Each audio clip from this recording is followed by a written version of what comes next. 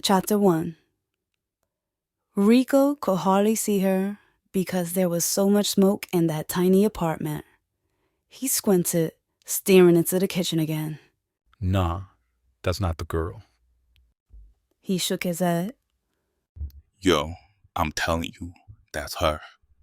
His cousin Twin yelled over the blaring music. They walked a little further through the party, getting a better view.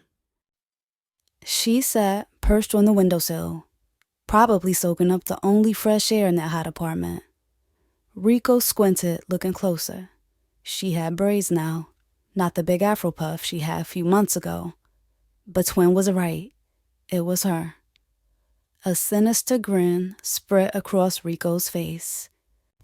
They'd been hunting her down all summer, ever since they shot her and her father. Her old man was dead, but she somehow survived. And you know how the saying goes, leave no witnesses. Now fate had delivered her right into their hands, and they could finish the job. At least, that's what they thought. When Javier finally spoke up, his voice was low and tight. It's not her. He muttered as yet another person bumped into him. He pushed the kid with force, sending him crashing into a group of people standing nearby.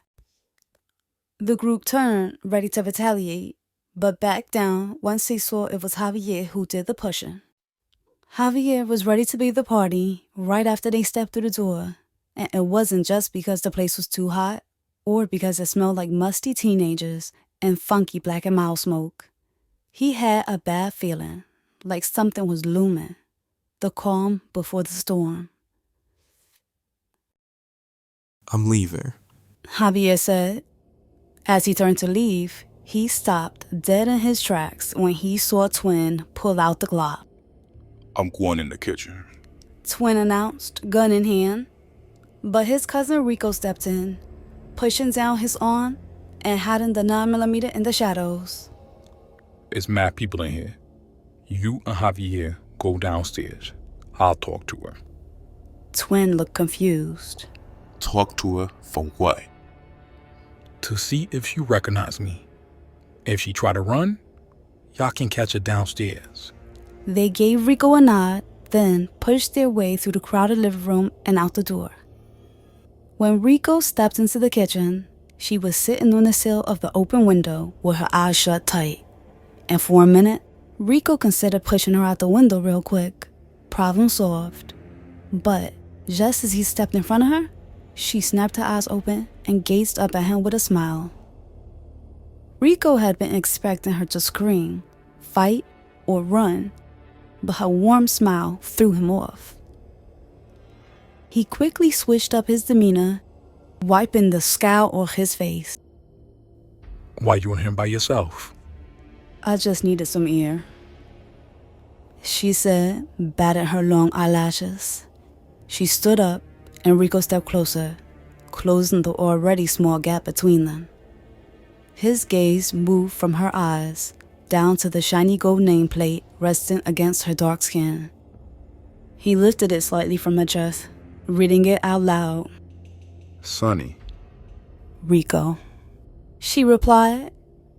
He raised his eyebrow in surprise. The bullet that ripped through Sonia's body that summer had left her paralyzed with fear. Just the thought of leaving the house filled her mind with all kinds of terrifying possibilities.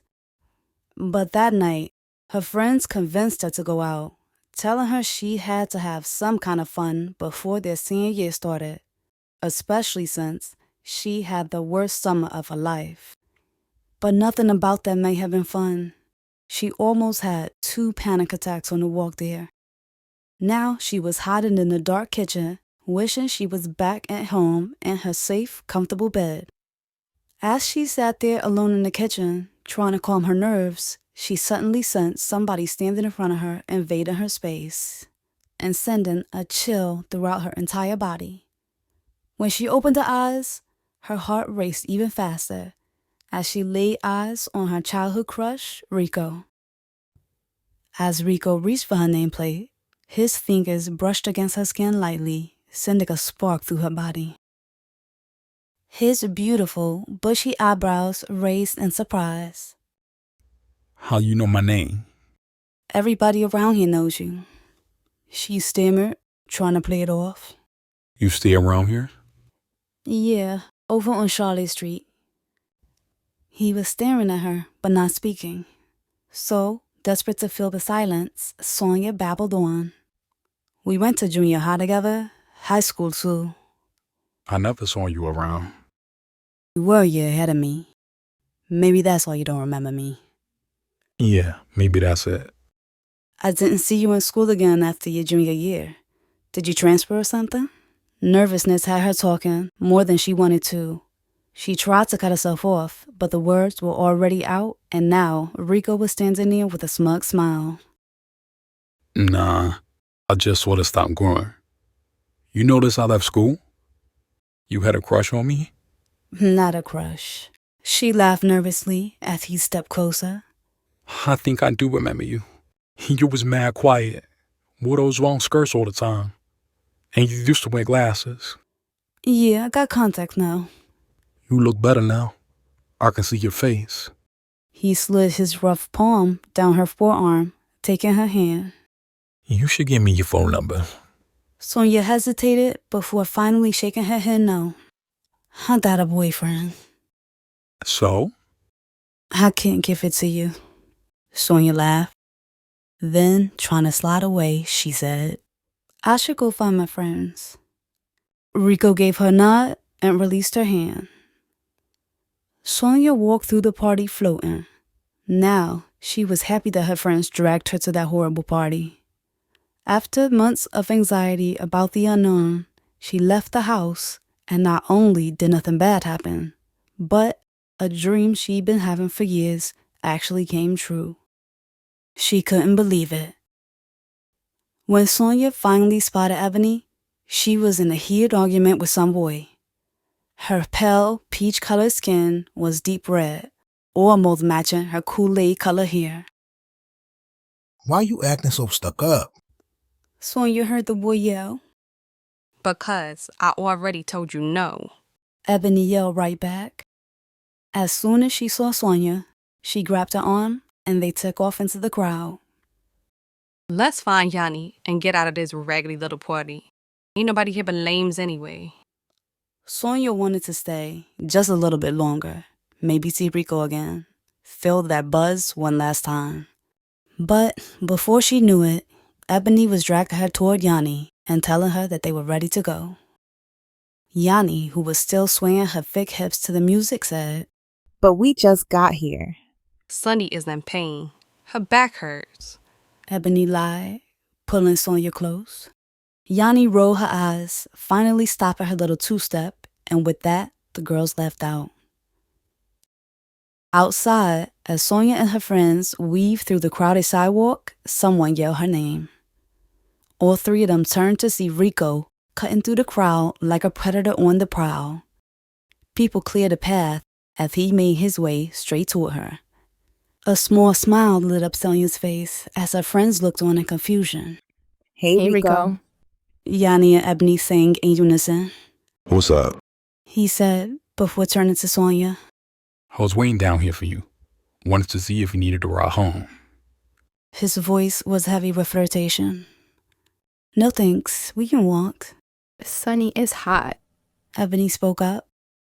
Sonia shot her a warning glare, then turned to Rico. I only live a few blocks away. Thanks, though. He nodded slowly, stepping closer. I'm having a party Sunday night.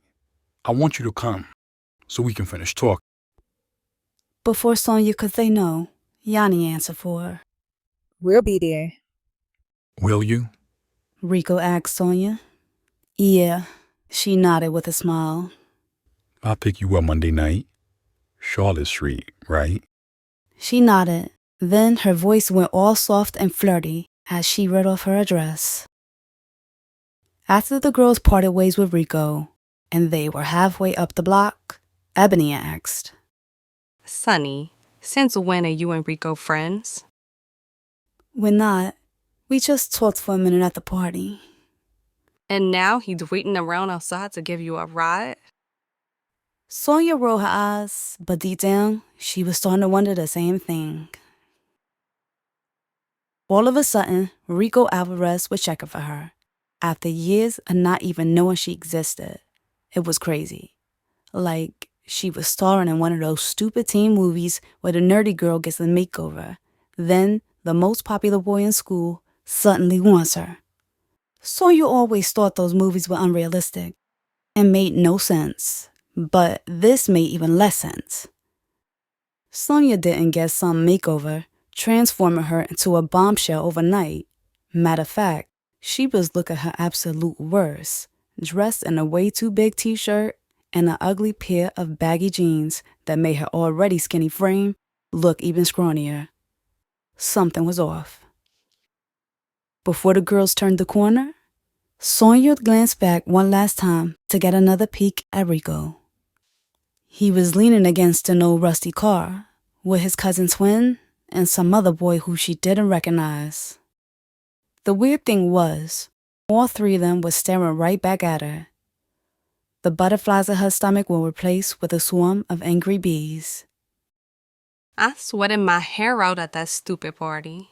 Ebony said, running her hand over her now fuzzy hairline. Sonny, you want to go to Hilda's with me tomorrow? No, I just did her hair. Yanni cut in. And you did a good job. Ebony laughed.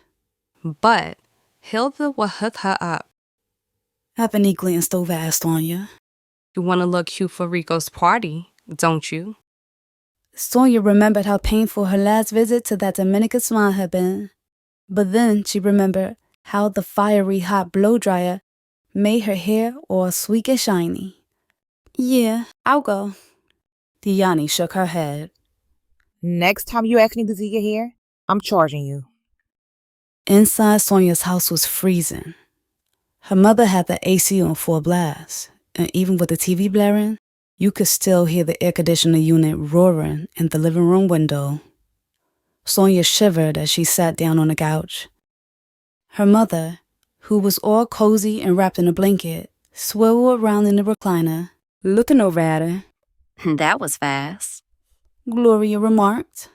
"Yeah, that party was too crowded." How you feeling? Any panic attacks? "No, Ma, I was fine." Sonia sighed. Gloria turned back around, her dark skin glowing in the blue light of the TV screen. After removing all hints of aggravation from her voice, Sonia asked, "Can I go to another party Sunday night?" Of course you can. I'm just happy you're not too scared to leave the house anymore. "I wasn't scared," Sonia said, a little defensive.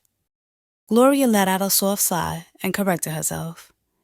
Well, uncomfortable. But yeah, go out if you want. Just be safe. She stressed her words. Then, as Sonia was heading up the hall to her room, her mother said, Oh yeah, Donovan called you.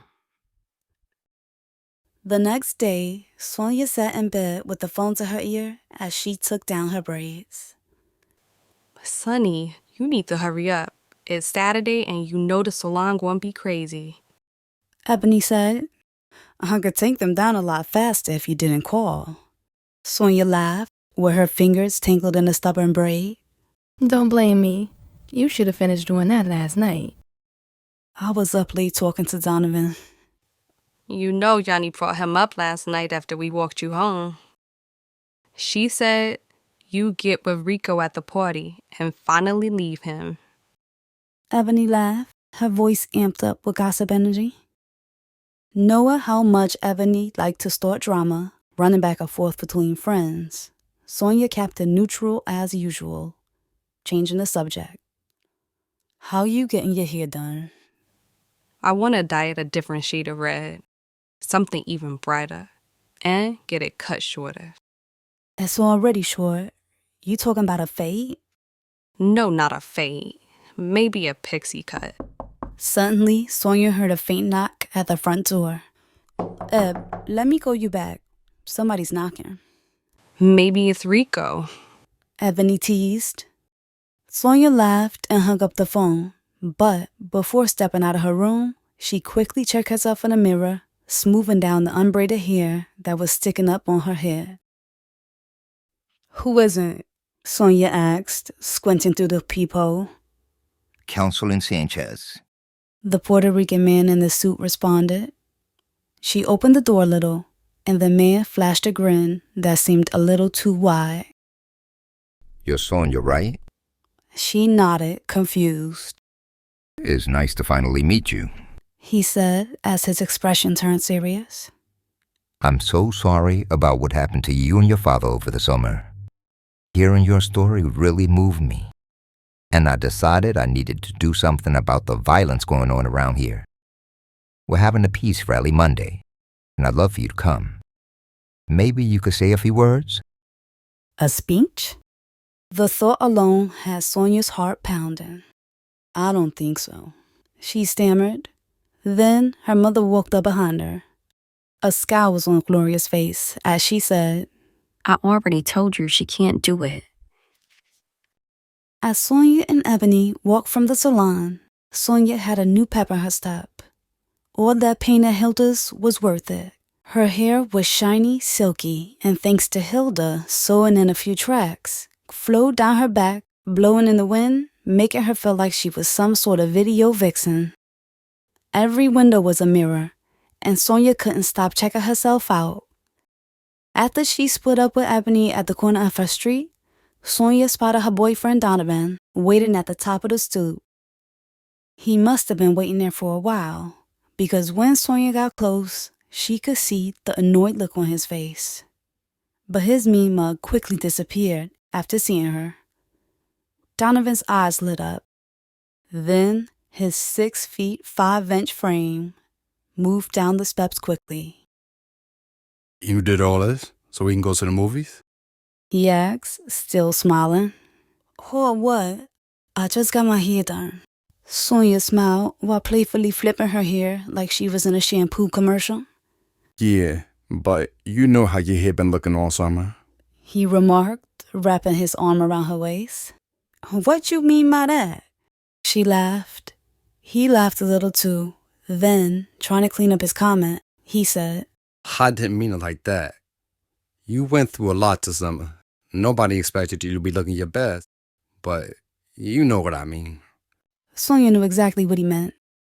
Even after she recovered and he'd come over to visit, Sonia was still wearing old, raggedy clothes, and her hair stayed in a rough-looking ponytail that matted up after a few weeks.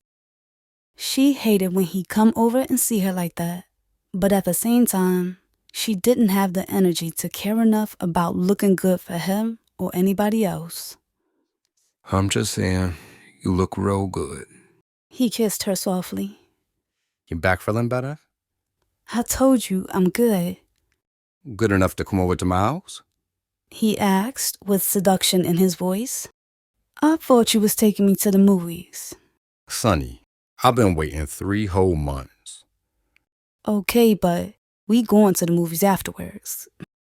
She laughed as he pressed his lips against her neck. As the Pack 2 train swayed and rocked through the tunnel, Donovan held Sonia close, his muscular arms holding her tight up against him, keeping her steady. Sonia glanced up at his face, and instantly a wave of guilt washed over her. Even in Donovan's arms, her thoughts were stuck on Rico. Her heart raced at the thought of seeing him again. She let out a soft sigh, remembering how Donovan had been there for her all summer, making her lunch, helping her to the bathroom, and running to the corner store whenever she had a craving for a snack. Thanks for coming to see me so much this summer, she said sincerely. Why are you thanking me? You knew I wanted to spend time with you. Yeah, but still. He looked down at her sad expression, confused. You good? Yeah, I just wanted to thank you for helping me out so much. I wish I could have done more. More like what? More like find a person who's Josh. He said, lowering his voice. You did enough, Sonia replied, staring out the window. Sonia barely made it into the sanctuary before her church family swarmed her, be crowded all around her, giving her sad smiles and heavy hugs. Gary was such a good man. We miss him so much, they all said. She sat there, a lump on the pew, her eyes welling up with tears as her fingers traced the edges of the gold nameplate her father gave her. For months, Sonia nor her mother dared to mention Gary's name. It was like they had some sort of unspoken understanding that bringing his name up was way too painful. So now, hearing everybody speaking about him had Sonia shaken. She didn't hear a word of Pastor Dorsey's sermon. Instead, her heartbeat was thumping in her own ears, the familiar drumbeat of a panic attack amping up. She squeezed her eyes shut and breathed slowly. The gentle breeze of a church fan blowing against her face brought her back to reality. You're okay. Calm down, she told herself, taking another deep breath. The sweet, familiar smell of old grandma perfume and the delicious scent of fried chicken floating up from the basement eased her nerves, and the panic was gone. But instantly, the panic was replaced with a deep sadness as she stared up at the space in front of the pulpit where her father's casket probably sat during his funeral, the funeral she missed because she was laid up in bed recovering. Her mind bounced all around, thinking about everything all at once. Then, suddenly, it was like something popped inside of her, and all those emotions just disappeared. A strange calm came over her, and she didn't feel anything at all. It was an emptiness that had her feeling numb. Later that night, Yanni showed up at Sonia's house, rocking a skin-tight, powder blue bodycon dress that showed off all her curves. Ebony was wearing an equally tight outfit, some shiny silver metallic short set, her shirt looking more like a bikini top than clothing. Where y'all think we going? The BET Awards? Sonia laughed, closing the door behind them. Girl, I'm going to get my man. Yanni twirled in the narrow hallway like a thick ballerina. You a man? Sonia asked as they walked into her bedroom. This girl been talking about Rico's cousin all day. Ebony laughed. You know, twin, the one with the missing front tooth. Twin look good, missing tooth and all. Yanni said defiantly with a smile. Sonia knelt onto the floor, digging through a pile of shoes frantically. Flats, boring, sneakers, not tonight. Nothing was cute enough. She had been all hyped for this party ever since Rico invited her, but now she was ready to tell them to go without her. Sonny, stop worrying. I'm sure Rico would think you look cute no matter what you wear. I'm saying, he liked you in that mess you were wearing the other night. He won't care about your shoes. Sonia rolled her eyes, continuing to dig. Ebony grabbed a pair of strappy white sandals from the shoe pile. These are cute. Sonia threw on the shoes and examined her clothes. They didn't add or take away from her plain little outfit, which consisted of a white baby tee and a simple pair of white capris. Standing next to Yanni and Ebony, she looked underdressed, but before she had a chance to even think of changing her clothes, a car horn started blowing outside. Sonia went to her window and pushed the curtain aside. Rico was climbing out of the passenger seat of the same broke-down car from the other night. The girls spilled into the hallway, their laughter echoing off the walls as Gloria trailed behind them. Who's outside honking that horn? Gloria asked, annoyed. My friend Rico, Sonia replied quickly. Rico who? You remember Rico. Ebony chimed in. He used to ride up and down the block on his four-wheeler, doing all those crazy tricks. Gloria stood in the doorway as the girls rushed down the stoop. She did remember Rico. That boy would be out all hours of the night, popping willies and standing on the handlebars like a little maniac. Her frown deepened as she stared at the rough-looking boy, dressed in an oversized t-shirt that hung off his thin frame. His tattooed arm was draped over the car door like a predator ready to snatch his prey. As his eyes moved over Sonia's body, the not inglorious stomach grew. Sonny, you can sit up here with us. Rico announced, opening the passenger door wider. After the girls piled into the car with the pack of wolves, the bass started thumping again, and they screeched off. Sonia sat front and center, sandwiched between Rico and the unfamiliar driver. Every reckless turn threw Sonia up against Rico, and she loved it. The feeling of his thigh pressed against hers and his skin brushing against her made her heart race. Meanwhile, Ebony was in the backseat steaming. Not only was she squished between Yanni and Twin's bulky selves, Twin was all in her face flirting and driving her crazy. Did you change your hair color? He asked, oblivious to Ebony's annoyance. No, Twin. My hair's been red for like 3 years. Ebony replied with irritation. Nah, I meant the shade of red. Yeah, it's brighter. She sighed. Then she leaned forward, escaping Twin's closeness. She placed her face between Sonia and the silent driver. Pay. Ebony grinned at the mystery boy. He turned down the music slightly, then glared over at her. She introduced herself, then pressed for his name. Javier. His voice was short and dismissive, but Ebony continued to flirt. Where is this party? My place. He said simply, before turning the music back up. Yanni couldn't figure out why Ebony had a problem with Twin. He was by no means ugly. He didn't get as much attention as his cousin Rico, who all the girls around the way went crazy for, but Twin and Rico looked so much alike that people nicknamed him Twin. Twin and Rico had the same beautiful coppery brown skin, same wild curly lashes, and the same thick shiny hair. Twin was taller and heavier after a growth spurt, but to Yanni, that just made him look even better.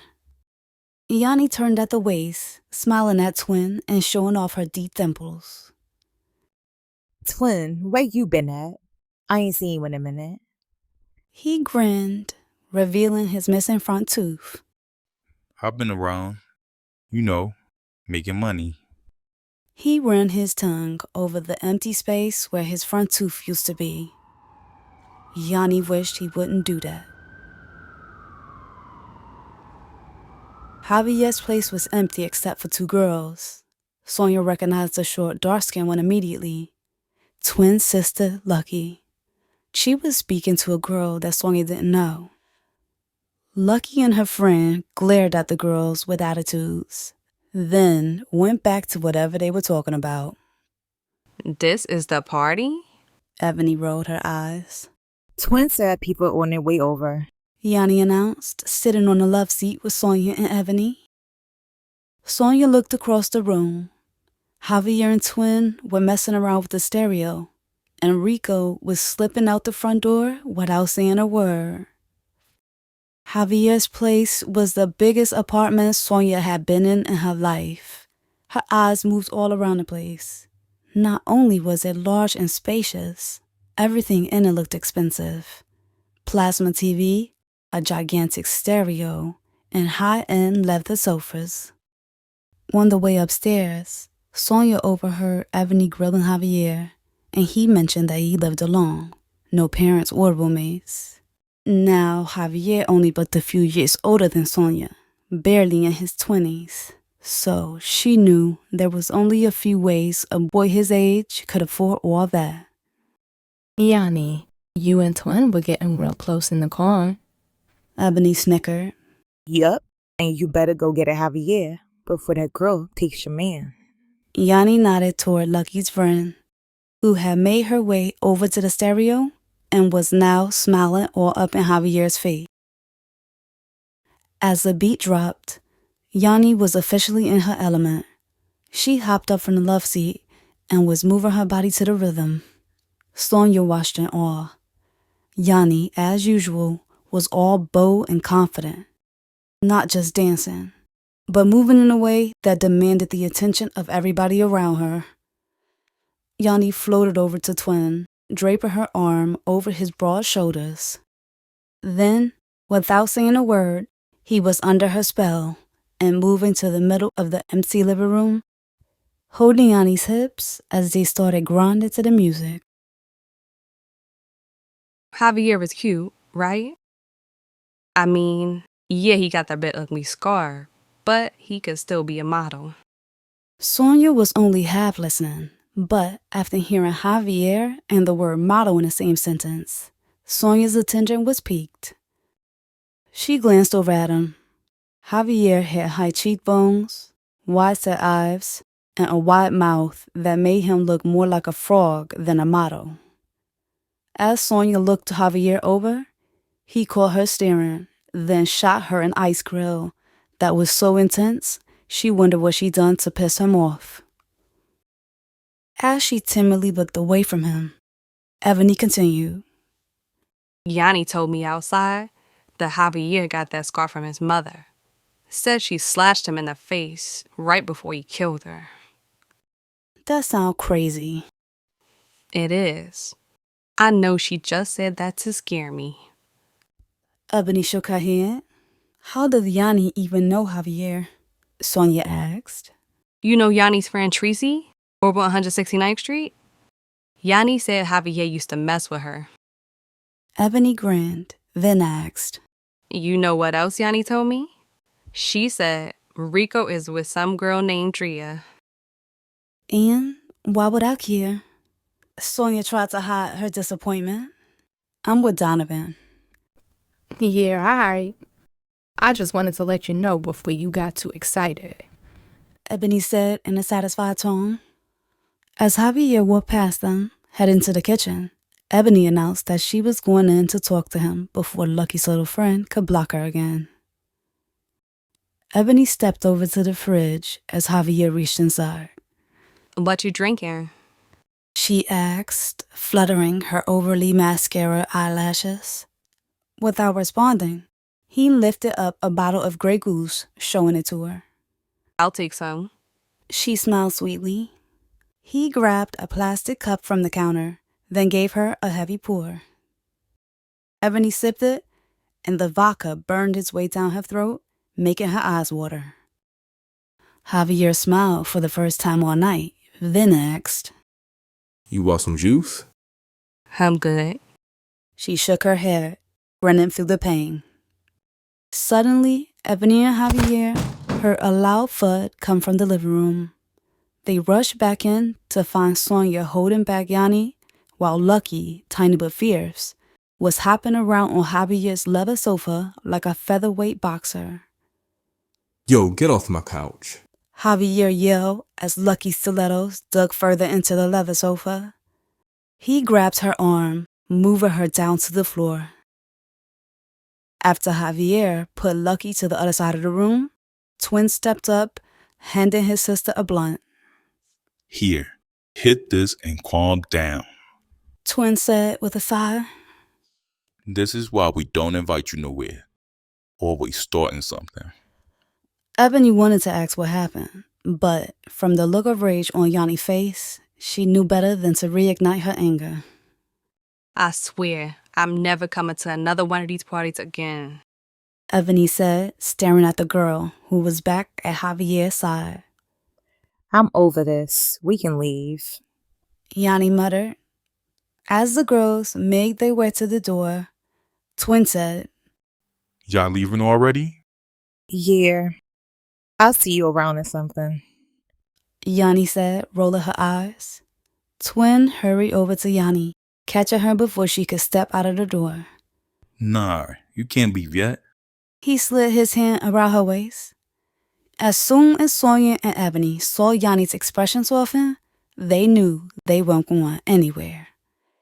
Twin led Yanni over to the couch, and her friends dragged their feet, returning to the love seat.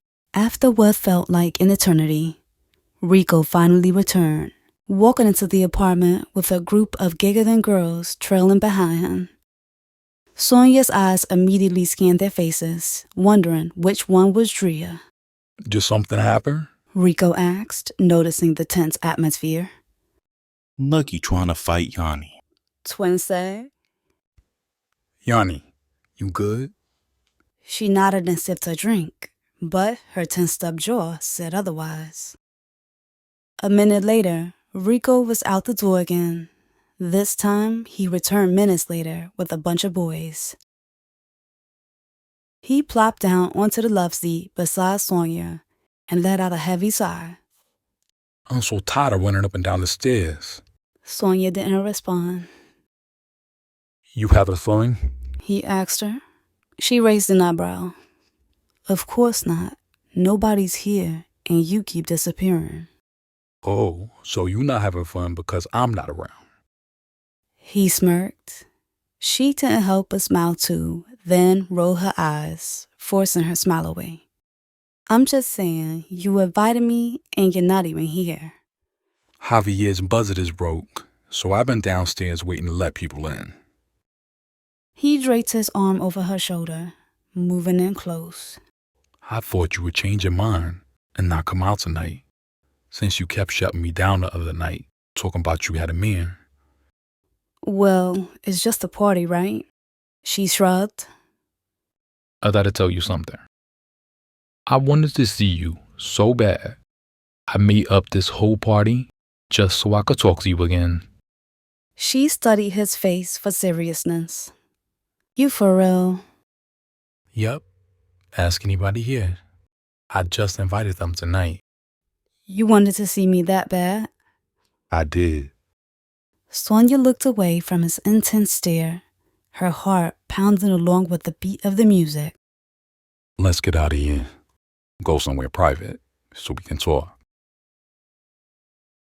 A cool breeze blew through Sonia's hair as she followed Rico out onto the rooftop.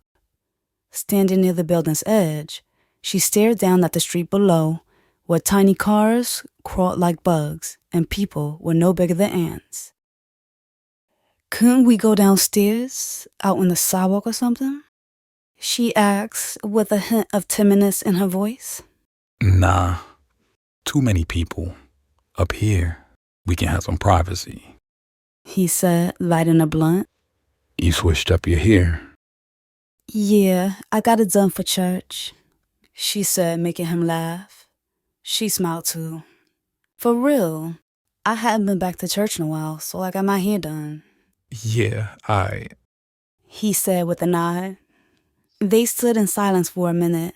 The city lights twinkled in the distance as the sounds of sirens and city traffic floated up from below.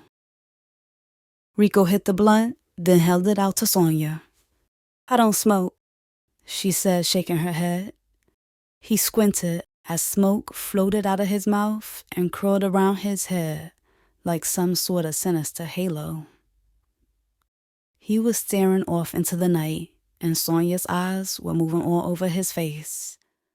Every inch of him was fine, and he seemed to exude a careless cool that made her go crazy. Sonia lowered her eyes to his beautiful full lips as he blew out another stream of smoke.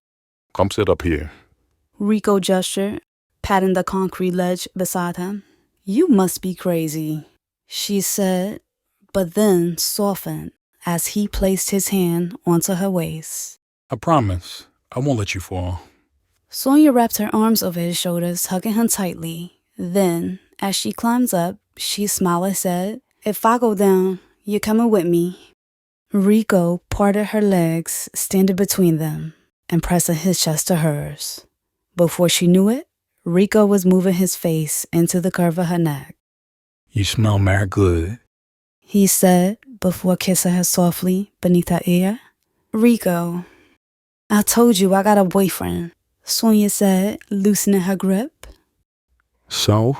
He continued to kiss without pulling away. And Ebony said you got a girlfriend. Drea? She asked. Now he did pull away. I don't have a girlfriend. Then why you care? You just said you got a man. She rolled her eyes with a sigh.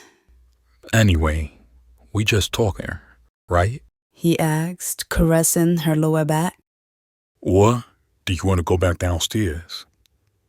We can stay up here and talk. He returned his face to her neck and inhaled a vanilla body mist she wore just for him. His lips trailed over her neck again, kissing across her jawline and moving toward her lips. At the last minute, Sonia turned away. Rico pulled his face away with a loud sigh. Sonny, why are you here right now? You wouldn't be sitting up here hugging me if all you wanted to do was talk. I'm holding on to you because I don't want to fall. She laughed, but he didn't crack a smile. I'm serious, and don't blame it on having a boyfriend either, 'cause I see the way you look at me. I know you wouldn't have came out tonight if you didn't want this. Confused by his switch in tone, Sonia just came right out and asked, "Why'd you come up to me at that party?" What you mean, why? In 8 years, you never once noticed me. Then all of a sudden, you just came up to me wanting my number? I thought you looked good, so I went in to speak to you. No other boys came up to me that night. I looked a mess. Then Rico Alvarez, of all people, asked for my phone number. She said suspiciously. What's that supposed to mean, Rico Alvarez? He smiled. You know exactly what I mean. All the girls around here like you, and you can get any girl you want. And I wanted you. She searched his face for sincerity, then looked away, confused. You looked good to me that night, and you look real good to me now. He slid his hand beneath her shirt, fingertips moving over the softness of her skin. She jumped a little, and her body tensed as his fingertips moved over her thick scar tissue. My bad. Is that where you got shot? How did you know I was shot? She asked, pulling her shirt down. I asked Lucky about you after the party. He lied. Then he returned his fingers to the bullet wound, lightly tracing over the scar. It was close to your spine. The doctor said if it was a few inches to the right, I would have been paralyzed or dead. Did you ever find the shooter?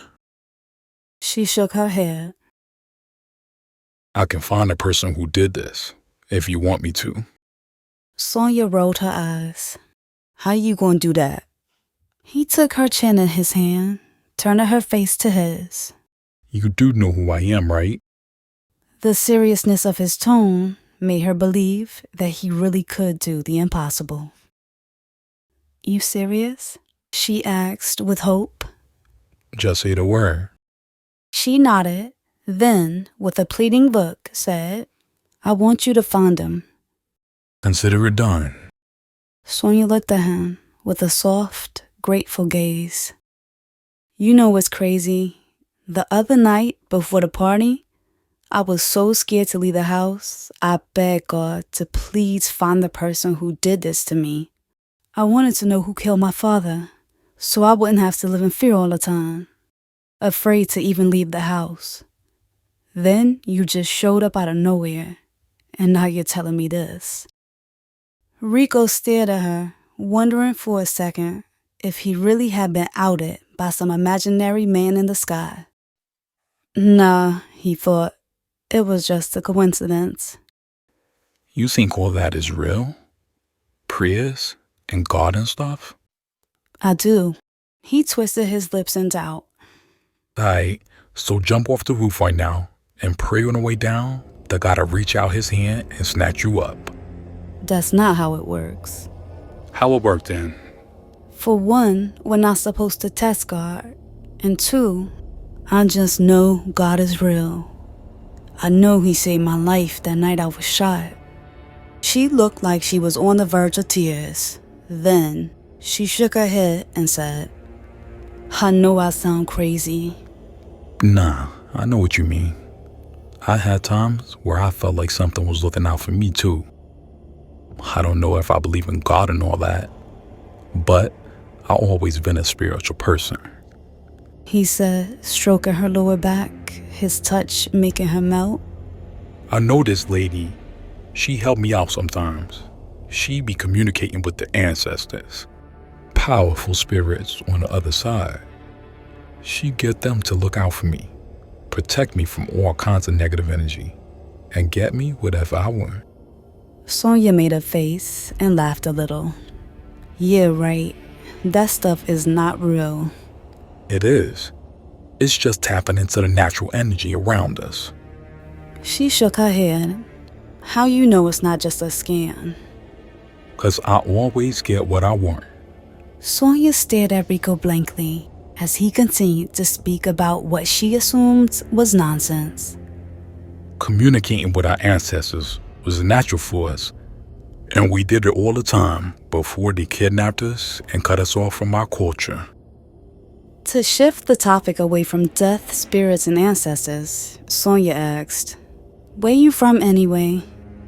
The boogie down. He said proudly, chest puffed with pride. No, I mean what country? I thought you were from Panama or something. Born in Colombia, raised right here. I'm thinking of going down real soon to visit my mother. Maybe I'll take you with me and you can meet her. Sonia laughed, enjoying his nonstop flirtation. Then suddenly, a loud crash startled Sonia, making her jump and instinctively pull Rico close. The rooftop's metal door had swung open with so much force, it smacked against the brick wall. Yanni and Twin emerged from the shadows, and Sonia climbed down from the ledge. She tried to step away from Rico's embrace, but he held her close. What y'all doing up here? Yanni giggled, stumbling in her heels. Trying to get some privacy. Rico sighed, noticing her wobbling closer to the edge. Twin, how did she get drunk so fast? Twin shrugged. Low tolerance, I guess. I'm not drunk. Yanni protested, her voice rising as she almost spilled her drink. Rico took the cup from her hand. I think she done for the night, right, Twin? Twin nodded, wrapping his arm around Yanni to keep her from toppling over the ledge. Rico held the plastic cup to Sonia's lips, offered her a sip. I don't drink. You don't drink, you don't smoke, you go to church, and you faithful to your man. None of that sound like fun. He laughed, taking a swig. Sonia rolled her eyes just as Yanni leaned over and said way too loudly, Aw, Sonny, you've been liking Rico since junior high. Now look at y'all, all hugged up. Sonia's stomach tightened with embarrassment as she ignored Rico's smug grin. Next, Ebony stumped out onto the rooftop. I like how y'all just moved the party up here and left me downstairs. Party ain't up here.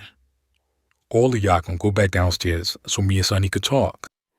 After the three went back inside and their laughter faded down the stairwell, Rico hugged Sonia tight against him and said, I knew you had a crush on me. He flashed a cocky grin. Yanni is drunk. You ain't gotta admit it. I already know. You should have told me you liked me back then. Maybe we'd be together right now. Sonia laughed and rolled her eyes. Yeah, right. Obviously, you don't remember me from junior high. I do. Sort of. So you remember those ugly glasses I used to wear? And those weird long skirts I wear with sneakers? She shook her head. Then, with a laugh, she reminisced. I almost went up to you once. It was Valentine's Day. We made these little heart-shaped cakes in home ec, and I was gonna give my cake to you. She shook her head, embarrassed. Why didn't you? I tried, but before I could, Twin came up and slapped the cake on my hands. Yo, I'll remember that. That was you? Rico laughed.